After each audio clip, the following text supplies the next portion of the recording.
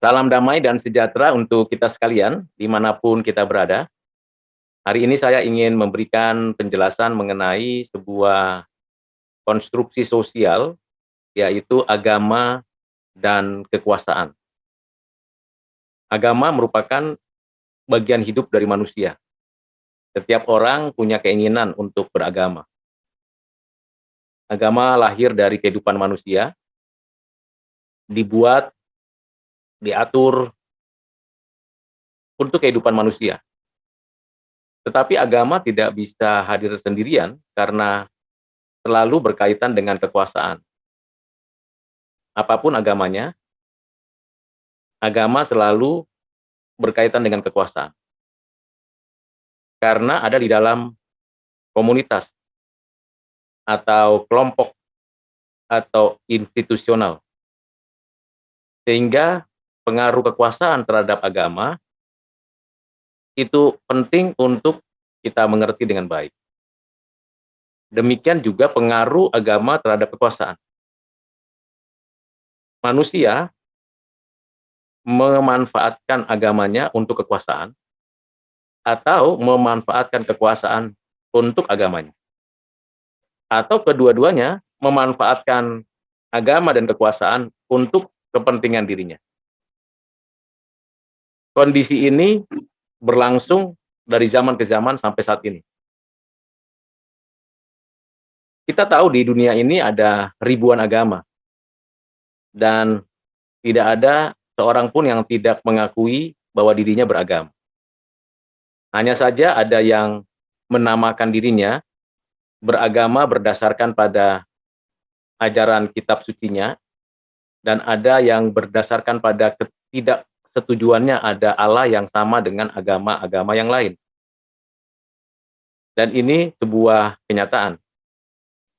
Sehingga dari pihak orang yang beragama, kalau ada orang yang tidak mempercayai yang disembahnya, ada sebutan atau pernyataan bahwa orang tersebut disebut orang kafir, penyembah berhala, atau orang ateis. Sebaliknya, orang-orang yang tidak meyakini keagamaan apapun kecuali keyakinannya terhadap sesuatu yang dia sendiri tidak bisa jelaskan, maka mereka menganggap bahwa orang-orang yang beragama itu adalah orang-orang yang aneh, yang tidak masuk akal, yang sedang dibius oleh keagamaannya, apapun itu namanya. Terlepas dari keyakinan, kepercayaan, kitab suci, atau apapun yang terjadi di bumi ini, selalu ada unsur kekuasaan melekat pada agama. Ambil contoh, seorang pemuka agama dihormati, dihargai, semua perkataannya, tafsir terhadap agamanya, praktik agamanya, karena pada dirinya melekat kekuasaan. Kalau ia tidak memiliki kekuasaan, otoritas, posisi, maka apapun yang dia ucapkan, dia jelaskan, dia tafsirkan tentang agamanya, itu tidak memiliki makna apa-apa. Tidak ada pengikut, tidak ada orang yang mengikutinya. Yang menarik adalah kalau kekuasaan itu dimanipulasi dengan cara memakai tameng agama agar kekuasaannya tetap eksis. Demikian juga ada orang yang begitu fasih dengan keagamaannya, menggunakan otoritas agamanya untuk berkuasa. Karena dia mayoritas, karena dia merasa paling benar, atau bisa dikatakan pemegang kunci surga menurut agamanya, sehingga dengan agamanya dia punya otoritas, kekuasaan untuk menindas orang, menguasai orang, menaklukkan orang, menihilkan semua kepercayaan orang lain. Ini kenyataan. Bagaimana dengan Yesus? Yesus hadir di masyarakat Yahudi yang sudah beragama Judaisme. Dibesarkan dalam keagamaan Yahudi, tradisi Yahudi, ada di tengah-tengah masyarakat Yahudi, walaupun orang-orang Yahudi ada di dalam kekuasaan imperialisme kerajaan Romawi. Tetapi keyahudian tetap eksis, dan bahkan ada kelompok-kelompok dari orang-orang Yahudi ingin membelot, memberontak, melakukan suatu usaha perlawanan terhadap kerajaan Romawi. Yesus hadir di tengah-tengah masyarakat seperti itu. Di awal kehidupannya, ia menaati seluruh tatanan keagamaan, karena ada otoritas, ada kekuasaan, yang dia harus ikuti. Memang dia melakukannya. Disunat usia 8 hari, jadi anak Taurat, bahkan dibaptis sebagai perlambang ia mengalami atau merasakan apa yang diharapkan oleh manusia untuk bertobat. Tapi ada hal yang sangat berbeda Yesus dengan Keyahudian.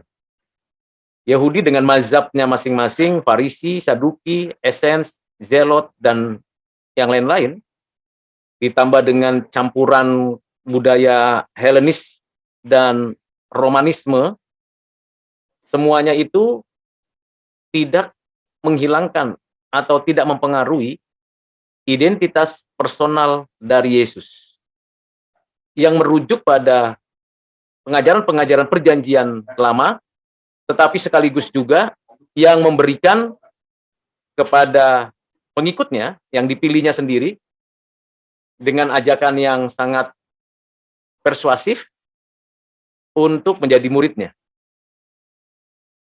Yesus mengajar bukan seperti orang Yahudi atau para rabi orang Farisi Saduki yang memiliki kekuasaan. Karena dia bukan kelompok rabi, bukan kelompok Farisi atau Saduki, tetapi ia sendiri mengajar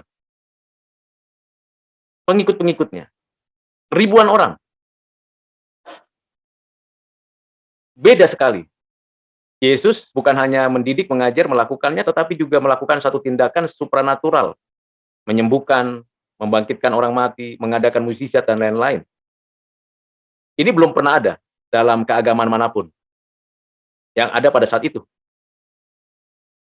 Semuanya berorientasi pada kekuasaan.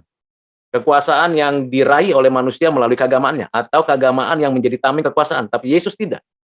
Yesus bebas mengajar di mana saja.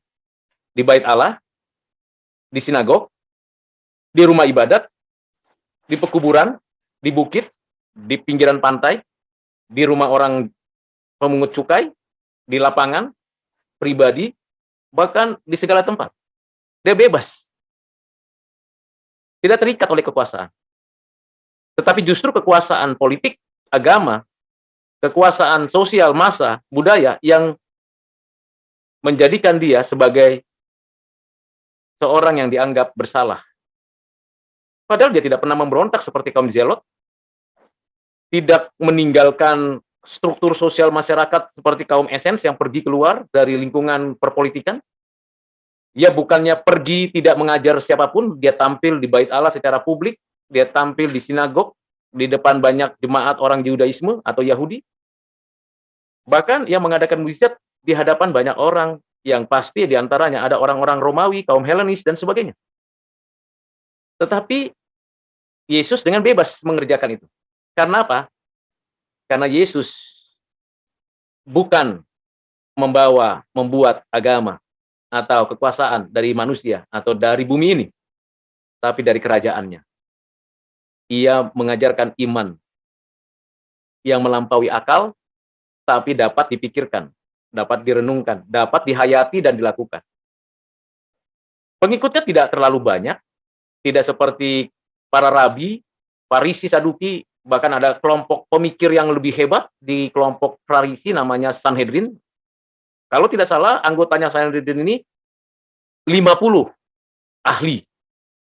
Yesus hanya memilih 12. Dan kebanyakan bukan orang-orang Farisi dan memang bukan orang-orang Saduki atau orang-orang yang seperti kaum Zelot atau Esens. Bapak Ibu Saudara, apa yang terjadi ketika Yesus memilih murid-muridnya?